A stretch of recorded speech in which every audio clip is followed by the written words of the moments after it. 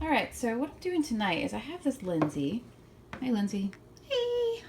And her hair is a little rough, and it doesn't have any of the original curl left. It doesn't even flip out like some of the other Lindseys do. So you can see I've already started dividing her hair into small sections, and I use these small foam rollers for her hair. And then I just use like little rubber bands to kind of hold the very bottoms of her hair in place. I have other types of curlers, like I have these that sort of snap into place. I have some of the original American Girl perm rods too, but I find that most of those will leave marks once the curls are set. I also have these really big sort of Velcro rollers. If you're doing something like Leah Clark's hair, if you want something like that with a bigger, looser wave, you can use something like this, and it uses the friction of the roller to keep it in place without needing to fasten it in. Right, so I'm going to go ahead and finish rolling her hair, and then we'll get some water heated up, and I'll show you guys how to do the hot water dunk in just a few minutes. All right, so Lindsey's all in curlers. I got myself some boiling water here. It is just boiling. As you know, water boils at 212 degrees. And the way I understand it is that this hair is heat safe up to about 240. But I don't like to go much hotter than 200 in general if I'm styling their hair for whatever reason. All right, so here's how I normally do this type of hair is I will just kind of sit her upside down in the bowl here. Just set her upside down in the bowl. You see her legs are super floppy. I'll fix those at a later time. So you don't want to get water in their eyes, or it can cause them to rust into silver. All right, so I got her sitting in there comfortably, and so then I put some of my boiling water in a measuring cup so that I can pour it directly over each curler. And so that allows me to make sure that each single piece of hair gets covered. Each curler, it gets individually covered with hot water. And that way I know I didn't miss anything. So I don't have to worry about her having sort of dead spots in her curls. Okay, so there we go. I'm just gonna let that soak for just a second. Make sure everything is nice and saturated.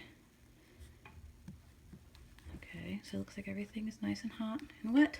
So I'm going to pull her out.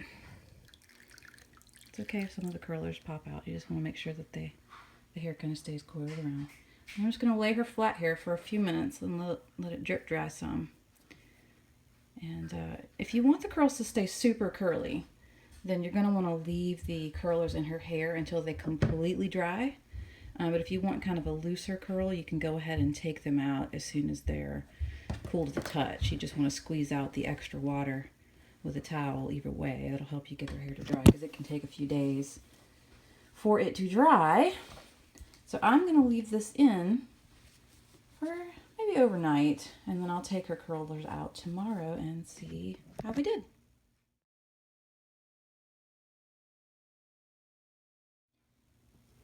Okay, so I've taken out a few of these curlers here, and you can see that her hair is nice and curled, and there's some variation in the direction and in the tightness of the curls, and that's totally fine. It's normal. You want it to look sort of like naturally curly hair, so this one's pretty tight. So I'm going to go ahead and take the rest of these curlers out and then let her hair completely dry, and then once her hair is completely dry, then we can move on to kind of how to style it back into her original style.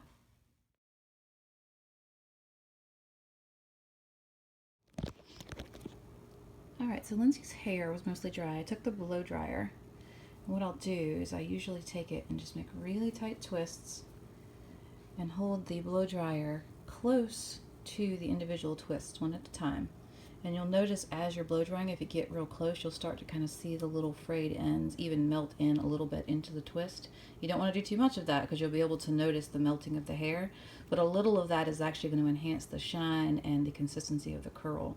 You see why I let that go. It's a really nice springy ringlet.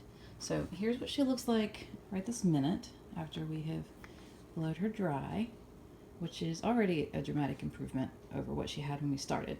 So the next step would be that we go ahead and use the pick and kind of try to put it into what her original style would have looked like. The front of her hair here was pulled over into a very small ponytail, and there's a red beaded clip that would go over top of that. And then the back curls, we're just going to kind of style them with a pick really quickly. All right, so let's do styling and we'll be all set. Okay, so here she goes. So here's what we're going to do. Take this front curl right here. I'm going to leave this other one out because it's one of the prettiest of the curls we were able to get. And so I'm just going to take a little tiny rubber band and pull it over to the side. She's already got a natural part, so you just go in the direction of the part. There we go. Pull that to flatten it down like that. And then she has her little hair clip here. And this is actually not her original clip. I can make these. I sort of figured out how to make replicas of her hairband. So anyway, so that just goes over here. And it kind of hold her little ponytail down, just like that. So she's looking very Lindsey already. And then we want all of these curls on the top to sort of flatten out. And some of this you can do with your finger. You want to avoid brushing curly hair whenever possible. And so her hair is actually looking pretty good already. But I'm just going to take the pick. I have a AG sparkly pick here, and I'm going to flatten out hair around the crown. And then anywhere that you have these curls that kind of want to poof out, I'm going to take them and spin them. So just finger curl, just like you would with any other curly hair doll. And if you curl it one way, and it springs in kind of a strange way, the hair is telling you that that's not the way it wanted to curl. So you just take your finger and you finger curl it in the other direction. And it should lay down nice and flat for you, just like that. Perfect. And so anytime this hair gets unruly again at the top, if it starts getting puffy or it starts sticking up, then what I would probably do is either take a handheld steamer, like an upholstery steamer, and just go over the top of her hair to make it nice and straight and flat, and it'll add a little bit of shine when you do that. Or you can take a flat iron, any setting around 200 degrees or so is usually a safe bet. So I'm going to stop working her hair at this point and just kind of leave it as it is.